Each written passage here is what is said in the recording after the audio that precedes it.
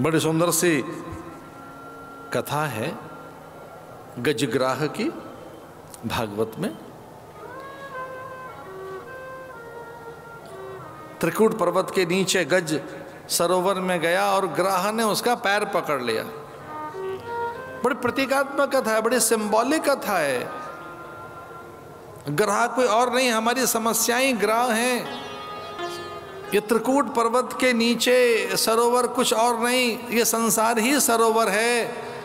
गज कोई और नहीं, हमारा मन ही गज है जो मदमाता हाथी की तरह से है। जैसे ही गज किल्लोल करने आया, जल क्रीड़ा करने के लिए हाथी अपने समूह के साथ आया। यूथ कहते हैं झुंड को, यूथपति, झुंड, यह संस्कृत भाषा का शब्द है यूथ, झुंड। वो अनेकों यूथों का यूथपति, झुंडों का वह अनेक बल और अनेक साधन रखने वाला। ऐसा मन के पास अलग सामर्थ्य है। जो हमारा मन है वो विकल्पों का भंडार है। मन के पास एक नहीं अनेक विकल्प हैं। मन एक नहीं अनेक साधन रखता है, अनेक योग युक्तियां करता है। मन सुख सम्मान के लिए, आदर के लिए, स्थापित होने के लिए, प्रभुत्व वर्चस्व के लिए, मन शीर्षस्थ शिखरस्थ होने के लिए, जयी और पराक्रमी बनने के लिए, मन सदा रहने के लिए न जाने कितने उपक्रम करता है। जानते हो मन की पहली प्रवृत्ति क्या है? मन सुखान्वेषी है, रसान्वेषी है, मन सुखावांछी है। मन में एक वांछा रहती है, सुख मिले।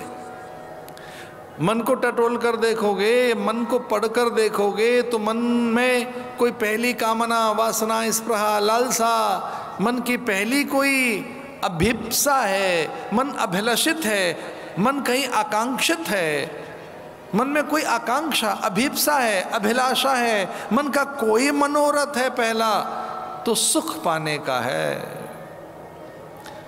मन सुखी होना चाहता है, मन जयी होना चाहता है, मन सम्मानित होना चाहता है, मन चर्चित होना चाहता है, लोकप्रिय होना चाहता है। संग्रह में निपुण मन अति संग्रही बनना चाहता है। एक और काम है मन का, दुख का प्रतिकार कर रहा है मन। तो मन दो बातों में लगा है, सुख संचयी और मन का प्रतिकार, अनुकूलताओं का संचय और प्रतिकूलताओं का परिहार, इसे मन कहते हैं। मन अनुकूलताओं का संचय करता है, उसको कोई फेवर दे, उसका कोई सहायता करे, उसे कोई आदर दे, आदराकांक्षी है मन। मन आंख खुलते ही, सवेरे व्यक्ति आंख खुलते ही आदर का अभ्यासी है। अरे कोई आदर दे हमको, जबकि शास्त्र कहता है आप आदर दें सूर्य को, धरती को, हाथों को चूम लीजिए। ये निवेश है, ध्यान रखना। आपने किसी को आदर दिया है तो लौट कर आएगा। आदरणीय वही बना जिसने आदर दिया है, पूजनीय वही बना है जिसने पूजा की है, वंदनीय वही बना है जिसने वंदन किए हैं। आदर देना सीखो। ये मन की कामनाएं बता रहा हूं मैं। मन दो बातों में उलझा हुआ है, अनुकूलताओं का संचय और प्रतिकूलताओं का परिहार। प्रतिकूलताएं न आने पाए, दुख न आने पाए,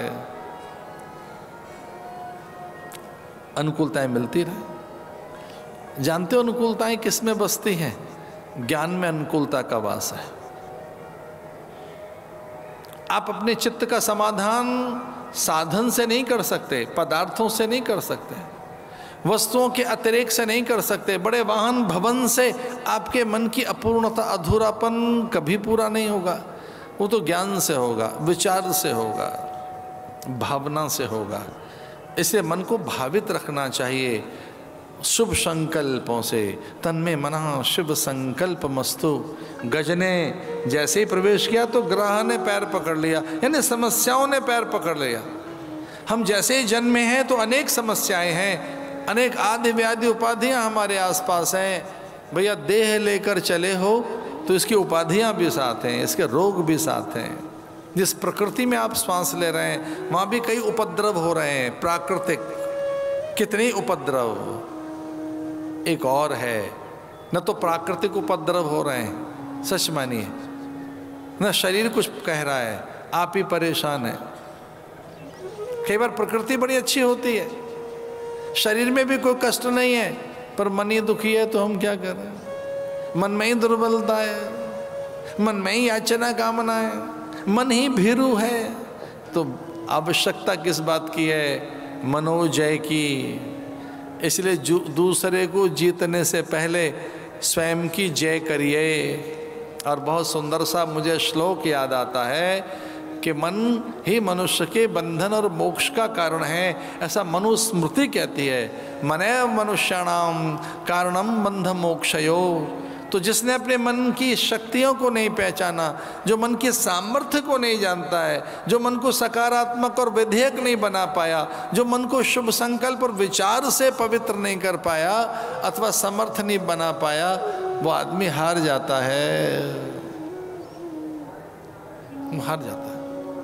तो पहले तो साधन ढूंढता रहा, अनेक विकल्प, और सब सारे विकल्प जब धराशायी हो गए, कोई विकल्प नहीं बचा, डूबने लगा गज, तो फिर भगवान याद आए, आध्यात्मिक साधन याद आया। ये आध्यात्मिक साधन है क्या? इसकी चर्चा करते हैं कुछ एक दो पल। अध्यात्म स्वभाव को कहते हैं, अध्यात्म स्वभाव उच्चते। अध्यात्म कुछ और नहीं, स्वभाव की यात्रा है, अपनी ओर लौटने की यात्रा है, और वहीं बहुत अधिक रस है। एक कुछ समझाने के लिए बता रहा था मैं, फूल बड़ा सुंदर है, ये पता कैसे लगा आपको? फूल सुंदर है ये कैसे पता लगा? क्योंकि सौंदर्य बोध है आप में एक बोध है जो सुंदरता का मूल्यांकन करता है, जो पदार्थों का मूल्यांकन करता है। पर जो देख रहा है, जिसको बोध है, उसका मूल्यांकन करके देखिए। तो जब बिल्कुल डूब गया गज, तब अंत में भगवान को याद करता है। जजापम प्रागजापम प्रागमनु शिक्षतम।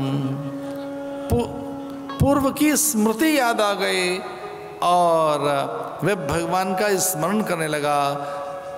साक्षणे परमात्मने न मैं आत्म प्रदीपाय, अपने प्रकाश से प्रकाशित होकर भगवान का स्मरण करने लगा और समर्पण करने लगा।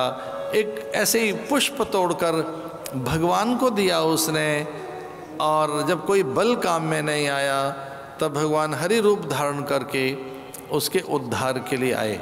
एक इसका अर्थ ये भी है कि आपके पास स्वयं भी कोई एक सामर्थ्य ऐसी है जो काम में आ सकती है विचार के रूप में। एक वो फुर्ती, वो कोई जोश, वो कोई उमंग, वो कोई जज्बा, वो कोई जुनून आप में खुद भी बैठा हुआ है, बस उसे जगाने की ज़रूरत है। बस एक भीतर से अपने ही तेज को उकसाने की ज़रूरत है, वो एक स्पार्क करने की ज़रूरत है, एक हल्की सी चिंगारी देने की ज़रूरत है। तो आप अपनी अपार शक्तियों से परिचित हो जाएंगे और आप ही की शक्तियाँ काम आने लगेंगी। बस आपको सकारात्मक होना है, आपको थोड़ा विधेयक होना है। और जब व्यक्ति सकारात्मक नहीं होता तब वो परिस्थितियाँ श्रद्धाहीन होती हैं। अपने प्रति श्रद्धा, अपने प्रति विश्वास नहीं है तो आप निषेध में चले जाएंगे, नकारात्मक हो जाएंगे। इसलिए अगर कोई सफलता की पहली कुंजी है तो शास्त्र कहता है वो आत्मविश्वासी है, वो अपनी शक्तियों पर भरोसा करना ही है। तो जो आत्मजयी हैं, मनोजयी हैं, उन्हीं को सफलताएं हाथ लगी हैं। और जिनमें संशय रहते हैं, भ्रम रहता है, द्वंद्व रहता है, दुविधा रहती है, जो बाईपोलर हैं, ये जानबूझकर मैंने शब्द कहा है बाईपोलर, करें न करें, ऐसे हैं वैसे हैं, वो तो निर्णय नहीं कर पाते, ड्विल्फ है, दो रहते हैं उनमें कुछ लोग। कई बार बड़े बड़े बातें कर लेंगे फिर नीचे चले जाएंगे, पंक्चर हो जाती है उनकी योजना। बाईपोलर रहते होते हैं कुछ लोग। एक बार जोश आया, जज्बा आ रहे हैं, छोड़ो कल करेंगे, परसों करेंगे, बाद में देखेंगे, ये करेंगे, अभी कुछ और करेंगे। जो खुद को समझ ही नहीं पाते, जो अपने सामर्थ्य से अनभिज्ञ हैं, अजान हैं, उनमें जिनमें संशय रहता है, भ्रम रहता है, द्वंद्व रहते हैं, दुविधाएं रहती हैं, निषेध रहता है, ऐसा व्यक्ति अपना ही नाश कर लेता है। संशय आत्मा विनश्यति, संशय हमारा ही नाश कर देता है। संशय जो भ्रम है वो हमारा नाश कर देते हैं। तो ज़रूरत इस बात की है कि हम अपनी अज्ञानता को चुनौती दें, ज़रूरत इस बात की है कि अपने प्रमाद को चुनौती दें और सत्यानुभूति के लिए आगे बढ़ें।